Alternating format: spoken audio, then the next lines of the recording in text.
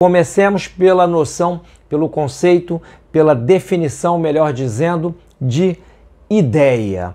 Ideia que é uma forma aqui no caso, e uma forma inteligível, bem no âmbito da gnoseologia aristotélica e também tomista, diferentemente do que ocorre para a gnoseologia platônica, segundo a qual a ideia é uma forma, uma espécie de forma arquetípica que subsiste para além deste mundo.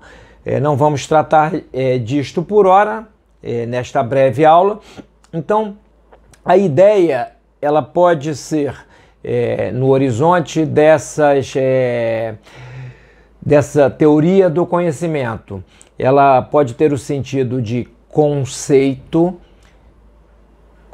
As ideias são concepções da nossa mente. Ela pode ter o sentido de noção. Ela pode ter o sentido de verbum mentis, de verbo mental, que é este ao qual nós chegamos por abstração, etc. Então, a ideia é esta conquista em nós, é a conquista do nosso intelecto na assimilação da realidade, assimilação imaterial da realidade.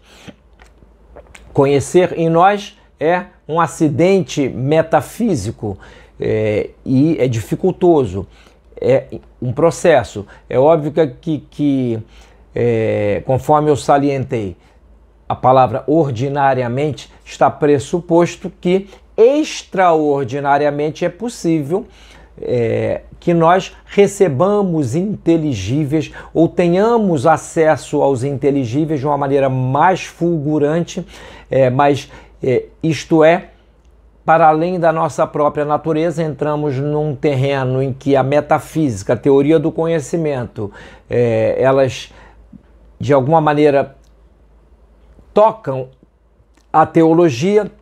Então, neste caso excepcional, seria um influxo do sobrenatural sobre a nossa natureza intelectivo-volitiva.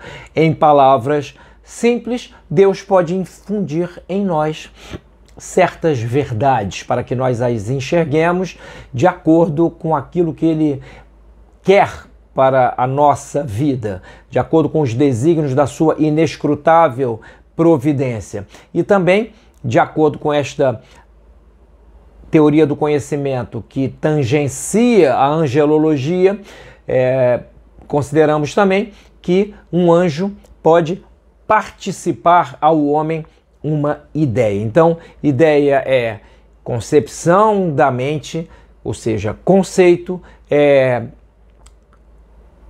de alguma maneira noção, também, e aqui é que esse termo que não é tão próprio da escola tomista, mas para que para que facilite a compreensão do que eu estou dizendo, pode ser uma representação da coisa na nossa inteligência.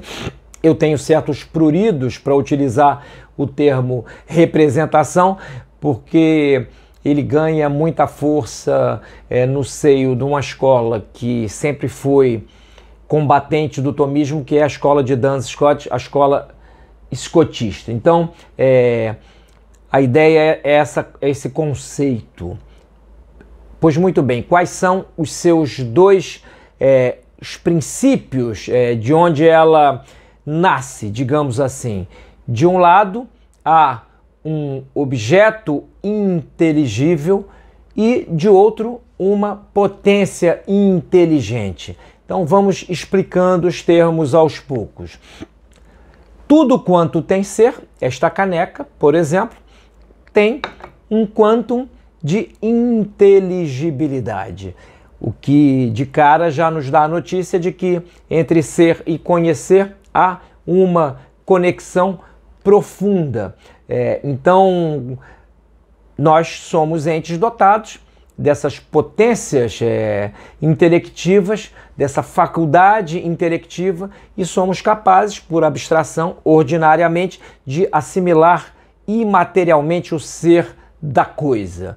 A verdade, inclusive, no seio desta escola, não é nada senão a adequação entre o intelecto e o ser da coisa. Adequatio intellectus et rei é uma expressão que Santo Tomás de Aquino aprendeu, uma formulação que ele aprendeu de um filósofo judeu, Isaac Israeli, dando-lhe, digamos assim, uma profundidade noética muito maior do que estava implicado no conceito do próprio Isaac Israeli. Então, forma, conceito, noção, abstração mental ou até mesmo representação para o nosso melhor entendimento de algo que está posto na realidade. A fonte da ideia é, de um lado, repitamos, uma coisa, res, que é um dos 7 transcendentais do ser, é algo que está posto diante de nós e, portanto, tem inteligibilidade, pois tem ser, e, por outro lado, uma potência inteligente, capaz de alcançar, de alguma maneira, ao modo humano, este ser. É algo que tem um fundamento aristotélico, diga-se, enfatize-se, mas, perdão, em Santo Tomás chegou-se a formulações muito precisas.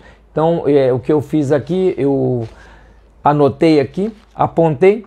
A ideia é o elemento mais simples do pensamento humano.